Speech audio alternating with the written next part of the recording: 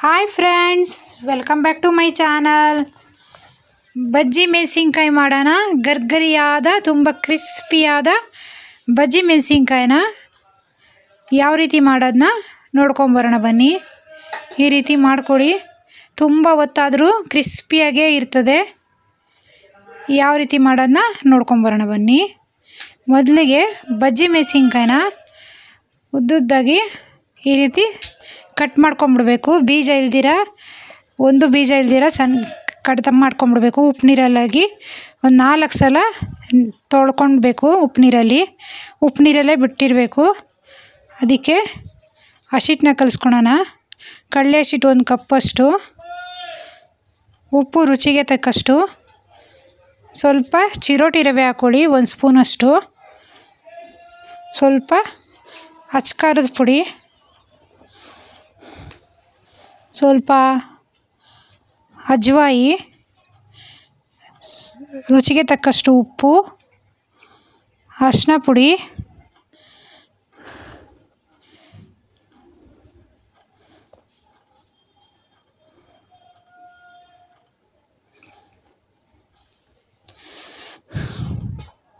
ನೋಡಿ ಸ್ವಲ್ಪ ಅಡುಗೆ ಸೋಡಾನ ಸೇರಿಸ್ಕೊಬೇಕು. ಈ ಬಜ್ಜಿ ಮೆಣಸಿನ್ಕಾಯಿಗೆ ಅಡುಗೆ ಸೋಡಾ ಹಾಕ್ಕೊಂಡ್ರೆ ತುಂಬ ಚೆನ್ನಾಗಿ ಬರ್ತದೆ, ಹಗುರವಾಗಿ ಬರ್ತದೆ. ಸ್ವಲ್ಪ ನೀರನ್ನ ಹಾಕ್ಕೊಂಡು ಕಲಿಸ್ಕೊಬೇಕು. ನಾವಿಲ್ಲಿ ಓಂಕಾಳನ್ನ ಸೇರಿಸ್ಕೊಂಡಿದ್ದೀವಿ. ಉಪ್ಪು, ಅರಿಶಿನ ಪುಡಿ, ಖಾರದ ಪುಡಿ, ಅಡುಗೆ ಸೋಡಾ, ರುಚಿಗೆ ತಕ್ಕಷ್ಟು ಉಪ್ಪು, ಇಷ್ಟನ್ನು ನೋಡಿ ಈ ರೀತಿ ಚೆನ್ನಾಗಿ ಕಲಿಸ್ಕೊಂಬಿಡ್ಬೇಕು ಗಂಟಿಲ್ದಿರ. ಆಮೇಲಿಗೆ ನಿಮ್ಗೆ ಎಷ್ಟು ನೀರು ಬೇಕೋ ಅಷ್ಟು ನೀರನ್ನು ಸೇರಿಸ್ಕೊಬೋದು. ನೋಡಿ ಇವಾಗ ಸ್ವಲ್ಪ ನೀರನ್ನ ಸೇರಿಸ್ಕೊಳ್ಳಿ.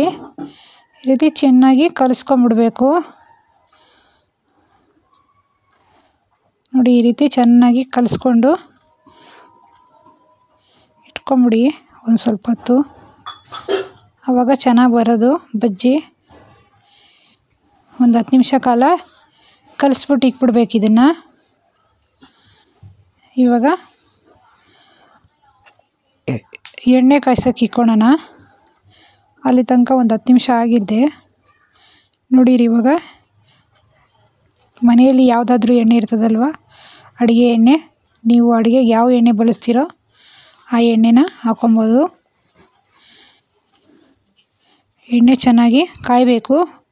ಬಜ್ಜಿ ಬೆಲ್ಲ ಮಾಡಬೇಕಂದ್ರೆ ಚೆನ್ನಾಗಿ ಎಣ್ಣೆ ಕಾಯ್ದಿದ್ರೆ ಚೆನ್ನಾಗಿ ಬರೋದು. ನೋಡಿ ಎಣ್ಣೆ ಚೆನ್ನಾಗಿ ಕಾದಿದೆ. ಇವಾಗ ಉಪ್ಪು ನೀರಲ್ಲಿ ನೆನೆಯೋಕೆ ಹಾಕಿದ್ವಲ್ಲ ಮೆಣಸಿನ್ಕಾಯಿನೆಲ್ಲ, ಅದನ್ನು ತೆಗೆದ್ಬಿಟ್ಟು ಈ ಹಸಿಟ್ಟಲ್ಲಿ ಅದ್ಬಿಕೊಂಡು ಈ ರೀತಿ ಒಂದೊಂದೇ ನಿಧಾನಕ್ಕೆ ಬಿಡಬೇಕು. ಉರಿನ ಮೀಡಿಯಮ್ ಉರಿಯಲ್ಲಿ ಇಟ್ಕೊಬೇಕು. ಜಾಸ್ತಿ ಹೈ ಫ್ಲೇಮ್ ಮಾಡಬಾರ್ದು. ಚೆನ್ನಾಗಿ ರೋಸ್ಟ್ ಮಾಡಬೇಕು ಬಜ್ಜಿ ಮೆಣಸಿನ್ಕಾಯಿ. ನೋಡಿ ಈ ಥರ ನಿಧಾನಕ್ಕೆ ಒಂದೊಂದೇ ಬಿಡಬೇಕು. ಆ ಬೀಜನೆಲ್ಲ ತೆಗೆದುಬಿಟ್ಟಿರ್ತೀವಲ್ಲ, ತಿನ್ನೋಕ್ಕೆ ಮಾತ್ರ ತುಂಬ ಟೇಸ್ಟಿಯಾಗಿ ಬರ್ತದೆ.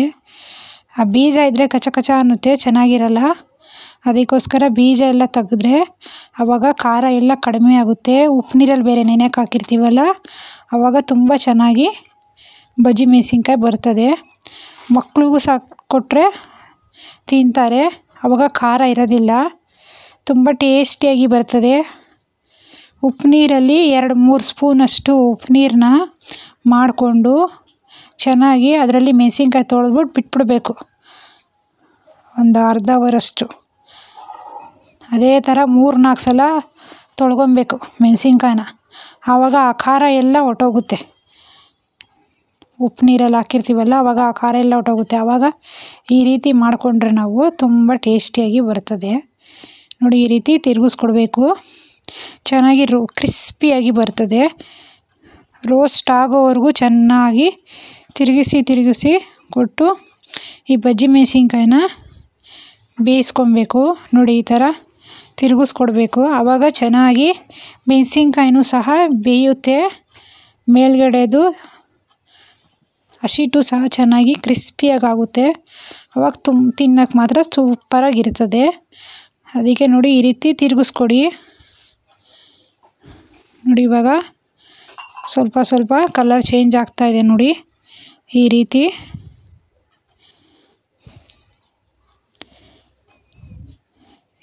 ನೋಡಿ. ಇವಾಗ ಕಲರ್ ಎಲ್ಲ ಚೇಂಜ್ ಆಗಿದೆ. ಇವಾಗ ಈ ರೀತಿ ಆಗಿದೆ ನೋಡಿ. ಇವಾಗ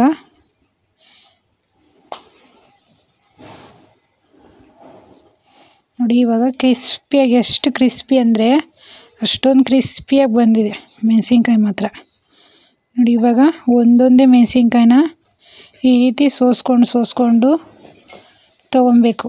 ಆವಾಗ ತುಂಬ ಚೆನ್ನಾಗಿ ಬರ್ತದೆ, ತಿನ್ನೋಕ್ಕೆ ಮಾತ್ರ ತುಂಬ ಚೆನ್ನಾಗಿರ್ತದೆ.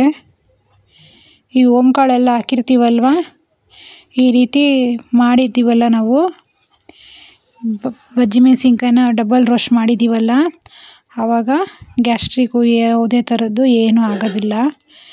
ಕೆಲವ್ರಿಗೆ ಮೆಣಸಿನ್ಕಾಯಿ ತಿಂದರೆ ಆಗೋದಿಲ್ಲ ಅಂತಾರೆ, ಅದಕ್ಕೆ ಅಜ್ವಾಯಿನ ಕಾಳನ್ನ ಸೇರಿಸ್ಕೊಳ್ಳಿ, ತುಂಬ ಚೆನ್ನಾಗಿ ಬರ್ತದೆ ನೋಡಿ. ಈ ರೀತಿ ಸೋಸ್ಕೊಂಡು ತೆಗೆದುಬಿಡಿ. ಒಂದು ಪೇಪರ್ ಹಾಕ್ಕೊಂಬಿಡಿ, ಪೇಪರ್ ಮೇಲೆ ಹಾಕ್ಕೊಳ್ಳಿ, ಆವಾಗ ಎಣ್ಣೆ ಎಲ್ಲ ಇರುತ್ತೆ ನೋಡಿ. ಆ ರೀತಿ ಮಾಡಬೇಕು, ಅದೇ ರೀತಿ ಮಾಡಬೇಕು ನಾವು.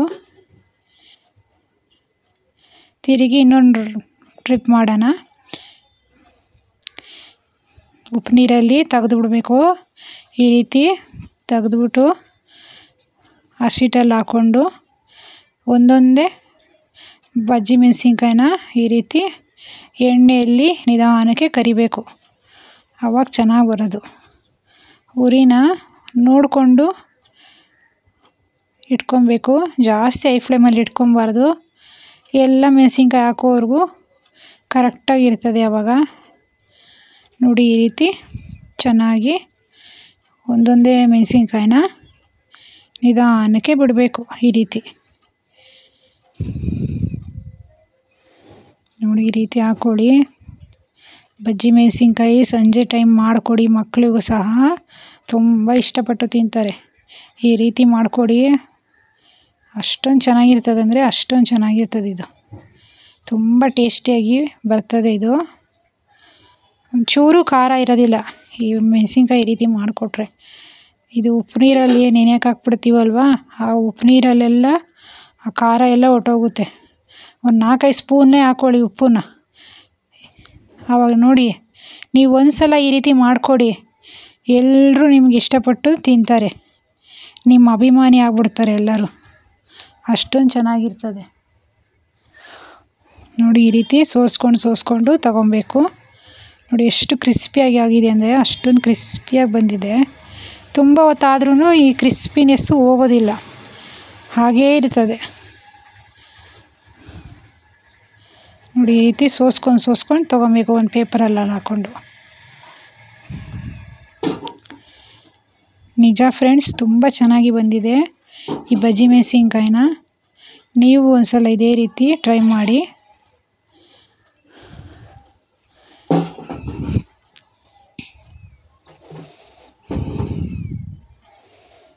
ನೋಡಿ, ಬಜ್ಜಿ ಮೆಣಸಿನ್ಕಾಯಿ ಎಲ್ಲ ಕರ್ದಿದ್ದಾಗಿದೆ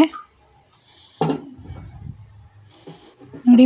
ಬಜ್ಜಿ ಮೆಣಸಿನ್ಕಾಯಿ ತುಂಬ ಚೆನ್ನಾಗಿ ಬಂದಿದೆ, ತುಂಬ ಕ್ರಿಸ್ಪಿಯಾಗಿ ತುಂಬ ಸೂಪರಾಗಿ ಬಂದಿದೆ ನೋಡಿ. ಈ ರೀತಿ ಮಾಡಿಕೊಡಿ, ಮಕ್ಕಳು ಸಹ ಇಷ್ಟಪಟ್ಟು ತಿಂತಾರೆ. Thank you for watching this video. ನಮ್ಮ ಚಾನಲ್ನ ಸಬ್ಸ್ಕ್ರೈಬ್